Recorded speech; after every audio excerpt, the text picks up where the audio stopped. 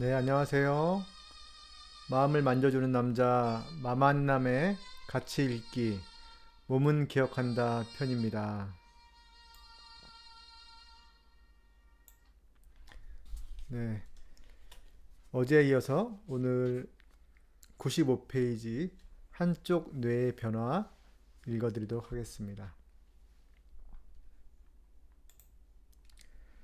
뇌스캔 실험에서는 기억이 재현되는 동안 피험자의 뇌 우측만 활성화된다는 사실도 밝혀졌다. 지금은 과학계에서 운해와 전해의 차이에 관한 자료가 방대하게 확보되었고 널리 알려진 문헌들도 많다. 19세기 초반에 세상 사람들을 좌뇌형 인간, 이성적이고 논리적인 사람들, 그리고 운해형 인간, 직관적이고 예술적인 사람들로 나누는 견해가 등장하기 시작했다고 들은 적이 있는데 그 이야기를 들은 당시에는 큰 관심을 두지 않았다. 그러나 우리가 실시한 뇌스캔에서 과거의 트라우마에 관한 이미지는 뇌 우반구를 활성화시키고 저반구는 불활성시킨다는 사실이 명확하게 확인됐다. 뇌의 두 반구는 각기 서로 다른 언어로 이야기한다. 우반구는 직관, 감정, 시각, 공간, 촉각에 관여하고 저반구는 언어, 순차적인 처리, 분석을 담당한다. 말에 관한 기능은 전부 좌반구가 맡고 경험의 청각적인 요소는 우반구가 처리한다. 우반구는 얼굴 표정과 몸짓으로 의사를 전달하고 사랑과 슬픔을 노래나 욕설, 울음, 춤, 흉내 등의 소리로 표현한다. 운해는 자궁에서 가장 먼저 발달해 엄마와 태아의 비언어적 커뮤니케이션을 담당한다. 전에는 아이가 언어를 이해하고 말을 배우기 시작하면 본격적으로 가동된다는 사실도 지금은 다 밝혀진 것이다. 전해가 가동되면 아이들은 대상에 이름을 붙이고 서로 비교하고 연관성을 이해할 수 있게 되며 자신이 겪은 주관적이고 독특한 경험을 다른 사람에게 전달하기 시작한다. 뇌의 좌측과 우측은 과거의 흔적도 완전히 다른 방식으로 처리한다. 좌뇌는 사건의 사실과 통계적 정보, 어휘를 기억한다. 우리는 경험한 일을 설명할 때 이 정보를 불러낸 후 정리해서 전달한다. 우뇌에는 그 경험으로 발생한 소리와 촉각, 냄새, 감정의 기억이 저장된다. 과거에 경험한 목소리나 얼굴의 특징, 몸짓, 장소를 접하면 우뇌는 자동으로 반응한다. 우뇌에서 떠오른 감정은 직관적 진실처럼, 즉 있는 그대로의 일처럼 느껴진다. 평소에 좋아하고 아끼는 어떤 사람의 장점을 친구에게 조목조목 열거할 때보다 4살 때 많이 따랐던 이모의 얼굴을 떠올릴 때 마음속 감정은 훨씬 더 깊이 동요한다. 뇌의 어느 한쪽이 다른 한쪽보다 기능이 우세한 사람도 있지만 정상적인 상황에서는 뇌 양쪽 반구가 대체로 원만하게 서로 협력한다. 그러나 뇌 한쪽의 기능이 일시적으로라도 중단되거나 한쪽을 완전히 잘라내면 뇌의 기능이 손상된다. 저반구가 불활성되면 경험을 논리적 순서에 따라 정리하고 변화하는 감정과 인지한 정보를 말로 바꾸어 말하는 능력에 직접적인 영향을 준다. 과거 일이 재현될 때 활성이 사라진 브로카 영역은 이 자반구에 위치해 있다. 순차적인 정리가 불가능하면 인과관계를 파악할 수 없으며 행동의 장기적인 영향을 이해하거나 미래에 관한 일관된 계획을 세울 수 없다. 굉장히 화난 순간을 사람들은 정신이 나간 것 같다고 표현하는데 이를 전문 용어로 바꾸어 말하면 실행 기능의 상실을 경험한 것이라고 할 수 있다. 정신적 외상을 입은 사람들이 과거의 일을 떠올리게 만드는 자극을 접하면 우반구는 그 트라우마 상황이 지금 일어나는 것처럼 반응한다. 그러나 좌뇌가 적절히 기능하지 못하는 상태라 당사자는 자신이 과거를 다시 경험하고 있으며 과거 일이 재현되고 있다는 사실을 인지하지 못한 채 그저 격분하거나 겁에 질려 펄펄 뛰고 수치스러워하고 그 자리에 얼어붙어 버린다. 이 감정의 폭풍이 지나가면 원망할 대상이나 사람을 찾기도 한다.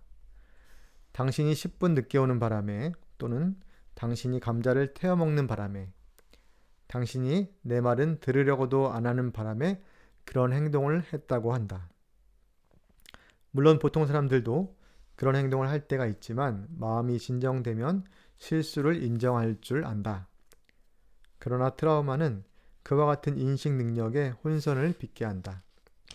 그리고 우리는 연구를 통해 차츰 그 이유를 알아낼 수 있었다. 98페이지 싸움과 도주의 늪 챕터입니다. 마샤가 뇌 스캔을 받는 동안 일어난 현상들이 조금씩 이해되기 시작했다. 그녀가 비극적인 일을 당하고 13년이 지난 뒤 우리는 연구를 통해 소리, 이미지 등 그 사고에 관한 감각을 불러냈다. 모두 마샤의 기억에 저장되어 있던 정보였다. 이러한 감각들이 표면으로 떠오르자 마샤의 몸에서 경보체계가 작동해 마샤로 하여금 다시 병원 침대에 누워 딸이 죽었다는 이야기를 들었던 그때로 되돌아간 것처럼 반응하게 만들었다. 13년이라는 세월은 다 지워진 것이다. 급속히 상승한 심장 박동과 혈압으로 우리는 마샤의 생리적 상태가 미친 듯이 경고음을 울리고 있음을 알 수 있었다. 아드레날린은 우리가 위험에 직면했을 때 맞서 싸우거나 도망가도록 도와주는 중요한 호르몬 중 하나이다. 우리 연구에서 참가자들이 자신의 트라우마에 관한 이야기를 들으면서 심장 박동수와 혈압이 급격히 증가한 이유는 아드레날린이 증가했기 때문이다. 정상적인 사람들은 위협 상황에 놓이면 일시적으로 스트레스 호르몬이 증가한다. 위협이 사라지면 곧 스트레스 호르몬도 사라지고 신체는 정상 상태로 돌아온다. 반면 정신적 외상을 입은 사람들은 스트레스 호르몬이 정상 수준으로 돌아오기까지 훨씬 더 오랜 시간이 걸리고 스트레스를 느끼는 사소한 자극에도 단숨에 불균형적인 수준으로 증가한다. 순식간에 증가한 스트레스 호르몬은 서서히 영향력을 발휘해 기억력과 집중력에 문제가 생기고 쉽게 짜증나게 만들며 수면 장애의 원인이 되기도 한다. 개인마다 몸에서 가장 취약한 부분이 어디냐에 따라 장기적으로 수많은 건강 문제를 일으키기도 한다. 위협을 느끼면 신체에 어떤 반응이 나타날 수 있는지 지금은 다 밝혀졌지만 뇌 스캔으로 그 반응들을 모두 파악할 수는 없다. 또한 위협을 그냥 부정해버리는 사람들도 있다. 이들의 몸은 위험 요소를 인지했지만 의식적인 마음은 마치 아무 일도 일어나지 않은 것처럼 반응하는 것이다. 그러나 마음이 정서적 뇌가 보내는 메시지를 무시하는 법을 터득하더라도 신체의 경고 신호는 중단되지 않는다. 정서적 뇌의 기능은 그대로 지속되고 스트레스 호르몬은 근육으로 수축해서 행동을 취하거나 그대로 쓰러져 움직이지 말라는 신호를 계속 보낸다. 신체 장기에 발생한 영향은 결국 질병을 일으켜 당사자가 인지하지 않을 수 없는 상태가 될 때까지 수그러들지 않는다. 당사자가 인지하지 않을 수 없는 상태가 될 때까지 수그러들지 않는다. 약물, 마약, 알코올도 견디기 힘든 감각과 기분을 일시적으로 둔화시키거나 없앨 수 있다. 그러나 몸에는 그 상처가 계속 남아있다. 우리는 뇌 스캔이 진행되는 동안 마샤에게 일어난 일을 몇 가지 다양한 견지에서 해석할 수 있었고 모두 치료와 관련이 있었다. 우선 주목할 사실은 신경화학적, 생리학적 혼란 상태가 너무나 뚜렷하게 발생했다는 점이다. 이는 마샤가 딸의 죽음을 떠올릴 때마다 신체의 생화학적인 불균형이 일어나고 이로 인해 고통스러워한다는 사실을 나타낸다. 우리는 이를 토대로 한 가지 약물이나 여러 약물을 이용해 이 같은 반응을 완화시키고 체내 화학적 평형을 회복할 수 있는 방법이 없는지 찾아볼 수 있다. 실제로 매사추세츠 종합병원에서 일하는 동료학자들은 우리가 실시한 뇌 스캔 결과를 토대로 아드레날린 증가로 인한 변화에 반응성을 낮추는 약을 연구하기 시작했다. 이와 함께 우리는 일종의 탈감각 치료 방식이 과거의 기억에 과민한 반응을 보이는 마샤에게 최선의 치료가 될 수 있다는 주장도 펼칠 수 있다. 치료사를 통해 자신의 트라우마에 관한 상세한 내용을 반복해서 듣도록 하면 신체의 생물학적인 반응이 약화되어 과거의 경험을 끊임없이 다시 겪게 하는 대신 저건 그때 일이고 이건 지금 현재구나 라는 사실을 깨닫고 기억할 수 있다. 네.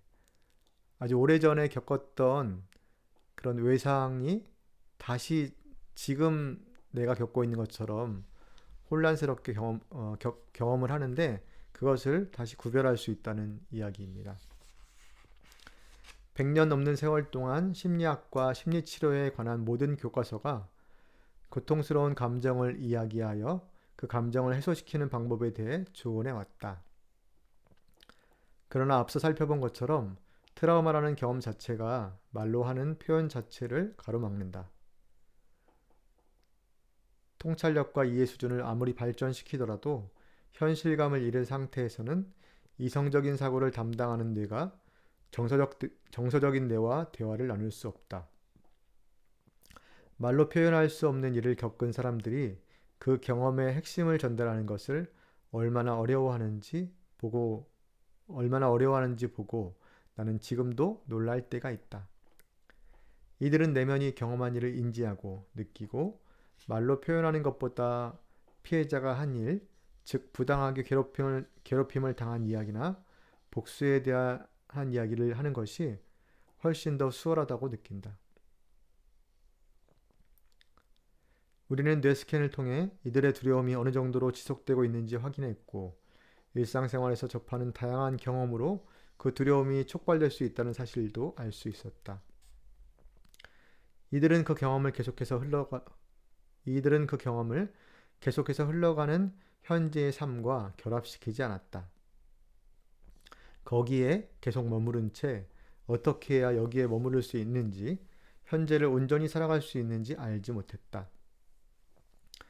연구에 참여한 지 3년이 지난 어느 날 마샤는 내게 치료를 받으러 찾아왔다. 나는 15장에서 설명할 안구운동 민감소실 및 재처리요법, EMDR이라고 보통 얘기하죠.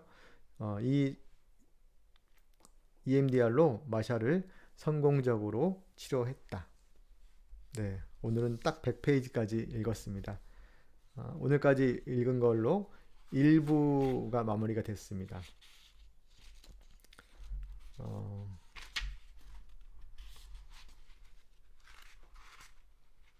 총 5부까지 있는데 그 중에서 1부 트라우마의 재발견, 오늘 다 읽었네요.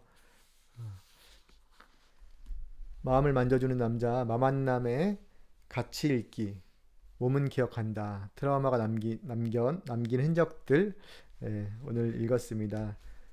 다음번에는 2부 트라우마 상태의 뇌를 이어서 읽도록 하겠습니다. 지금까지 마만남의 가치 읽기였습니다. 감사합니다.